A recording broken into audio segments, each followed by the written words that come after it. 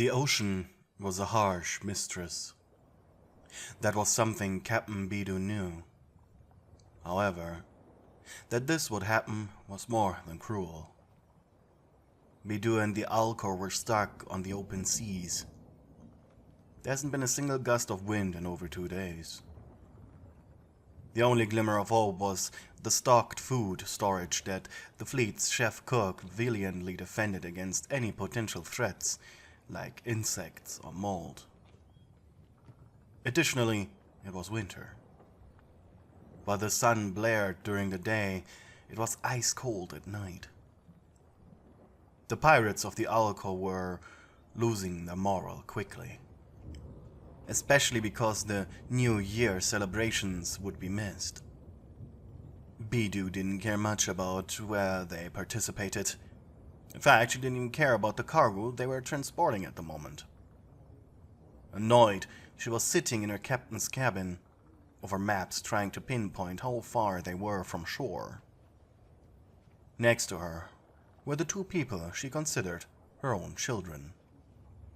A vision user from Inazuma, a boy named Kazuha, and you, a formerly homeless girl from Lille. It was dead quiet, save for Beidous' frustrated grunts and your occasional yawns.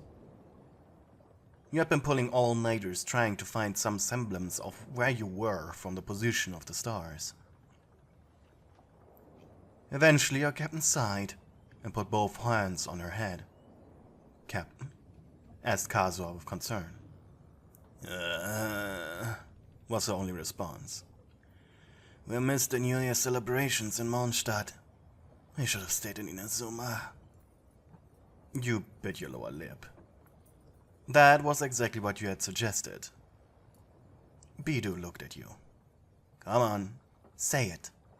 I can see that in your face."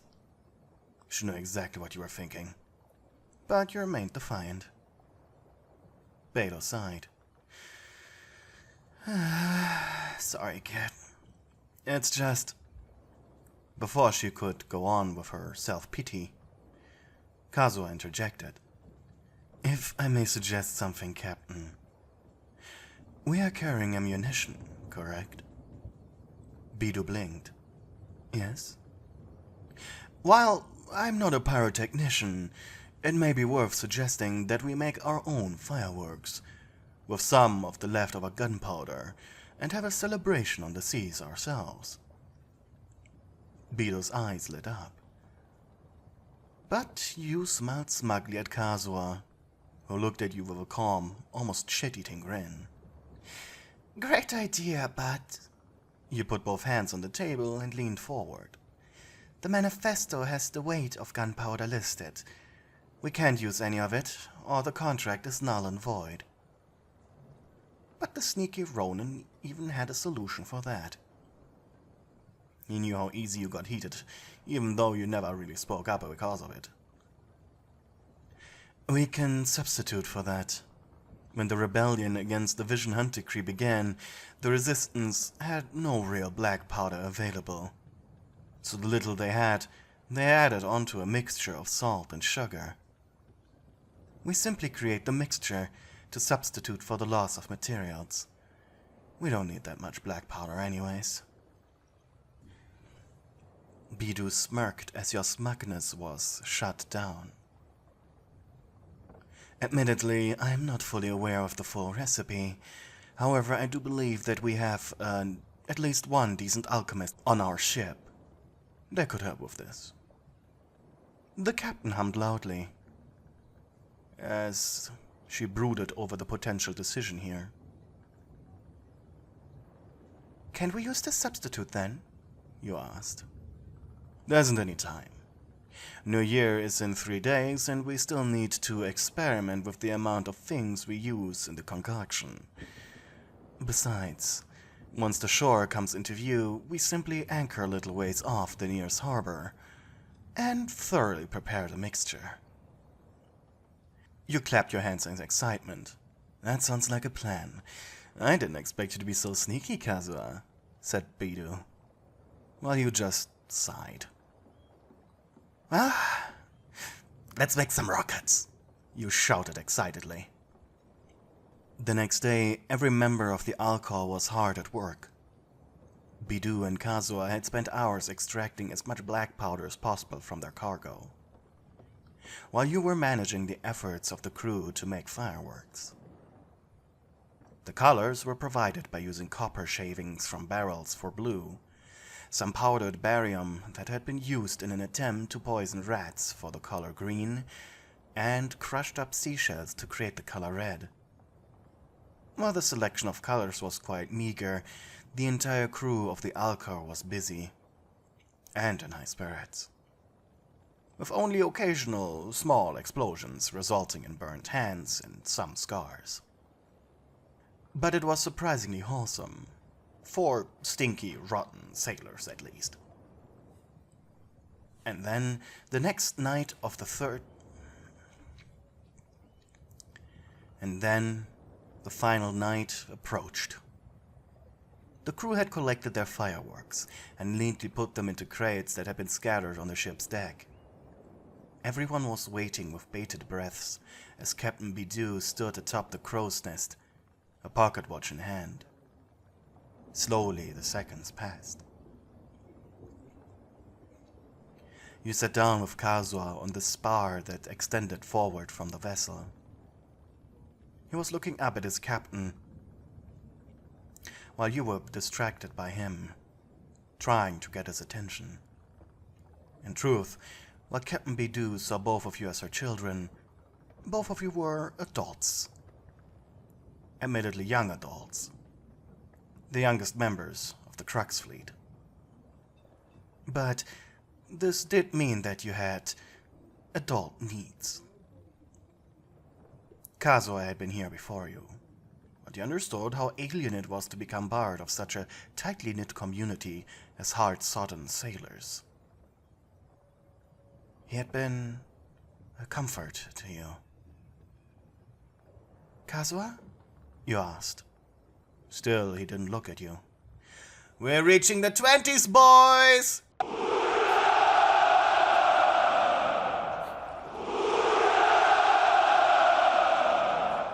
Shouted the entire crew, including you and Kazuha. This really wasn't the right moment for a love confession, wasn't it?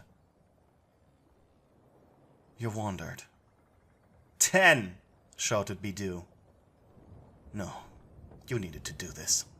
9! Your heart pounded. 8! You looked down at the waves below you. By the way, said Kazuha quietly. 7? You looked at his maple-colored eyes, the moon glowing into them, giving them a beautiful sparkle. 6? What? You asked, trying not to blush. 5? There's something you need to know. 4? Your heart jumped. 3? I like you a lot, you know. 2? He came closer. 1. Beidous rang the bell atop the crow's nest, and your lips touched when the first firework shot into the sky, drowning the night in a beautiful bright blue glow. Your blood was rushing through your body. You and Kazuha were often fighting for Beidous' attention and approval. Honestly, you thought you'd completely embarrass yourself tonight.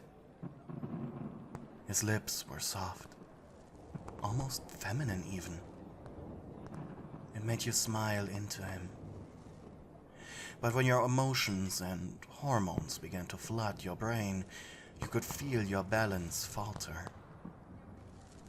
Before you fell into the unknown waters below, Kazuha took hold of you, separating from your lips. Watch out, he said with a soft smile. How about this? Let's get somewhere less dangerous.